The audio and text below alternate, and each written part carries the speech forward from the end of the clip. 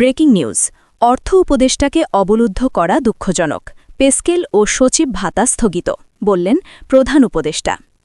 প্রিয় সরকারি চাকুরিজীবী ভাই ও বোনেরা, আজকের সকালের আপডেট নিউজে আপনাদের স্বাগতম। যারা আমাদের চ্যানেলে নতুন তারা এখনই চ্যানেলটি সাবস্ক্রাইব করুন, আর হ্যাঁ, অবশ্যই কমেন্ট করে জানাবেন আপনারা কে কোন জেলা থেকে আমাদের ভিডিওটি দেখছেন। তবে চলুন কথা না বাড়িয়ে আজকের সর্বশেষ সংবাদটি জেনে নিন। জাতীয় অর্থনীতির গুরুত্বপূর্ণ অঙ্গনে আজ এক অপ্রত্যাশিত ও নজিরবিহীন সংকটের সৃষ্টি হয়েছে, যা সরকারের শীর্ষ কর্মকর্তাদের মধ্যে গভীর উদ্বেগ ও চরম অস্বস্তি সৃষ্টি করেছে। দেশের প্রশাসনিক কেন্দ্রবিন্দু সচিবালয়ে ঘটে যাওয়া অনাকাঙ্ক্ষিত ঘটনার প্রেক্ষিতে প্রধান উপদেষ্টা আজ এক জরুরি সংবাদ সম্মেলনে কঠোর বার্তা প্রদান করেছেন। তিনি জানিয়েছেন, দেশের কেন্দ্রীয় অর্থনৈতিক নীতিমালার বাস্তবায়নে গুরুত্বপূর্ণ ভূমিকা রাখা অর্থ উপদেষ্টাকে বিভিন্ন দাবি আদায়কারী গ্রুপের পক্ষ থেকে দীর্ঘ সময় ধরে অবরুদ্ধ করে রাখা হয়েছে, যা রাষ্ট্রীয় শিষ্টাচার বহির্ভূত, অত্যন্ত দুঃখজনক এবং কোনোভাবেই গ্রহণযোগ্য নয়। এই অস্থিতিশীল পরিস্থিতির তাৎক্ষণিক ও নেতিবাচক প্রভাব পড়েছে দেশের লক্ষ লক্ষ সরকারি কর্মচারী এবং কর্মকর্তাদের ভাগ্যে। বিশেষ করে দীর্ঘদিন ধরে যেসব বেতন ও ভাতা বৃদ্ধির বিষয়টি আলোচনার চূড়ান্ত টেবিলে ছিল, তা এখন অনির্দিষ্টকালের জন্য স্থগিত ঘোষণা করা হয়েছে। অর্থ মন্ত্রণালয়ের অভ্যন্তরীণ বিশ্বস্ত সূত্র নিশ্চিত করেছে যে অর্থ উপদেষ্টাকে অবরুদ্ধ করে রাখার মতো অরাজক পরিস্থিতির কারণে নবম জাতীয় পে স্কেল এবং সচিবালয় ভাতা কার্যকর করার প্রক্রিয়া আপাতত সম্পূর্ণ বন্ধ রাখা হয়েছে।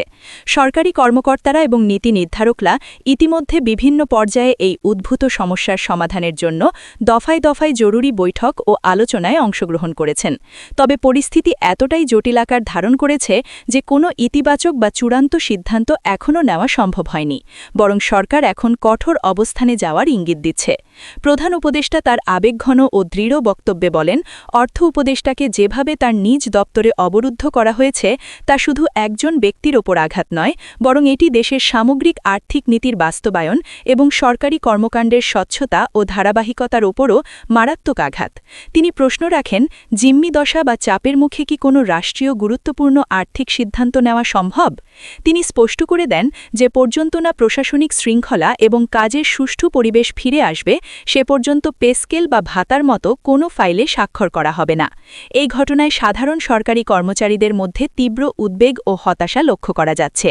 বিভিন্ন দপ্তরের কর্মচারীরা জানিয়েছেন যে দীর্ঘদিন ধরে চালা বেতন ও ভাতার স্থবিরতা এমনিতেই তাদের জীবনযাত্রাকে কঠিন করে তুলেছিল। এখন এই স্থগিতাদেশ তাদের মধ্যে চরম হতাশা ও অনিশ্চয়তার ছাপ ফেলেছে।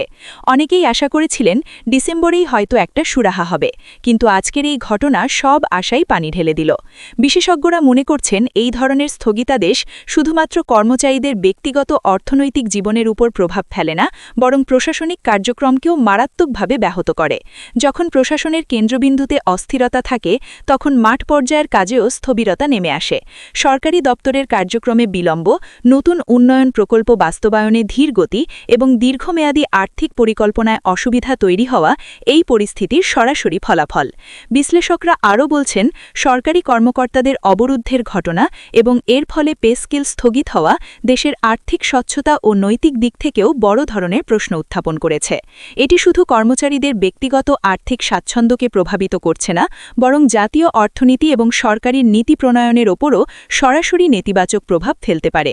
বিদেশি বিনিয়োগকারী বা দাতা সংস্থাগুলোর কাছেও এটি ভুল বার্তা দিতে পারে যে দেশের প্রশাসন চাপের মুখে কাজ করতে পারে না। দেশের বৃহত্তর আর্থিক স্থিতিশীলতার জন্য এটি একটি গুরুতর সতর্ক বার্তা হিসাবে বিবেচিত হচ্ছে।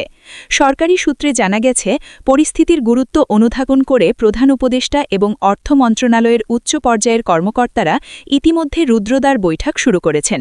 তারা চেষ্টা করছেন পরিস্থিতি শীঘ্রই স্থিতিশীল করার এবং আলোচনার মাধ্যমে একটি সম্মানজনক সমাধান বের করার, যাতে স্থগিত থাকা পে স্কেল ও সচিব ভাতা পুনরায় বিবেচনা করা যায়।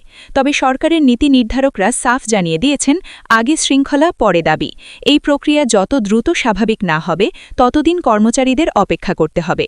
অন্যদিকে সাধারণ কর্মচারীরা আশঙ্কা করছেন, এই অচলাবস্থা দীর্ঘায়িত হলে দেশের সরকারি কর্মচারীরা হতাশা থেকে বৃহত্তর আন্দোলন ও কর্মবিরতির দিকে যেতে পারেন, যা পরিস্থিতিকে আরও জটিল করে তুলবে।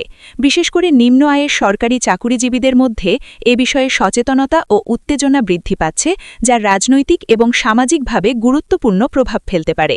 বর্তমান পরিস্থিতি দেশের সরকারি ব্যবস্থাপনার স্বচ্ছতা, নৈতিক দায়িত্ব ও আর্থিক নীতির প্রাধান্যকে নিয়ে নতুন বিতর্কের জন্ম দিয়েছে। প্রধান উপদেষ্টা তার বক্তব্যে আরও বলেন, এই ধরনের ঘটনা আমাদের শিক্ষা দেয় যে প্রশাসনিক ও আর্থিক নীতিমালার মধ্যে স্বচ্ছতা ও পারস্পরিক শ্রদ্ধা বজায় রাখা কতটা গুরুত্বপূর্ণ। আমরা আশা করি অবরোধের এই অনাকাঙ্ক্ষিত পরিস্থিতি দ্রুত কেটে যাবে এবং দেশের সরকারি কর্মচারীরা তাদের অধিকার ও বেতন বৃদ্ধি নিয়মতান্ত্রিক উপায়ে নিশ্চিতভাবে পাবেন, কিন্তু তার জন্য পরিবেশ তৈরি করতে হবে। এদিকে সাধারণ জনগণও সচিবালয়ের এই অস্থির ঘটনায় উদ্বিগ্ন হয়ে পড়েছে, কারণ সরকারি অফিস অচল থাকলে সাধারণ মানুষের সেবায় বিঘ্ন ঘটে।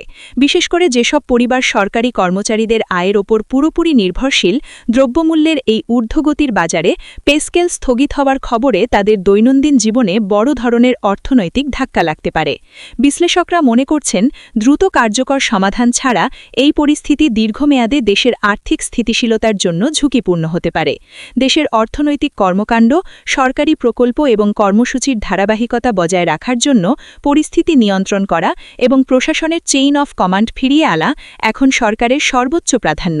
এই দুঃখজনক পরিস্থিতি স্পষ্টত দেখাচ্ছে যে দেশের সরকারি দপ্তরের কর্মকাণ্ডের স্বচ্ছতা, নৈতিকতা এবং সিদ্ধান্ত গ্রহণের সময় ধৈর্য ও প্রজ্ঞার প্রতিযোগিতা অপরিহার্য। প্রধান উপদেষ্টার এই সতর্কবার্তা এবং স্থগিতাদেশ শুধু সরকারি কর্মচারীদের জন্য নয়, বরং দেশের পুরো অর্থনৈতিক ব্যবস্থার জন্য একটি গুরুত্বপূর্ণ ইঙ্গিত হিসাবে কাজ করছে। এখন দেখার বিষয়, আন্দোলনকারীরা নমনীয় হয়ে আলোচনার টেবিলে আসেন নাকি সরকার তার কঠোর অবস্থানে অটল থাকে। তবে দিন শেষে পেস্কেল ও ভাতা স্থগিতের খবরে লাখো কর্মচারীর পরিবারে এখন বিষাদের ছায়া নেমে এসেছে। ভিডিওটি খুবই জরুরি, তাই দয়া করে সবার সাথে ভিডিওটি শেয়ার করতে ভুলবেন না। আর নতুন ভিডিও আপডেট পেতে এখনই চ্যানেলটি সাবস্ক্রাইব করুন।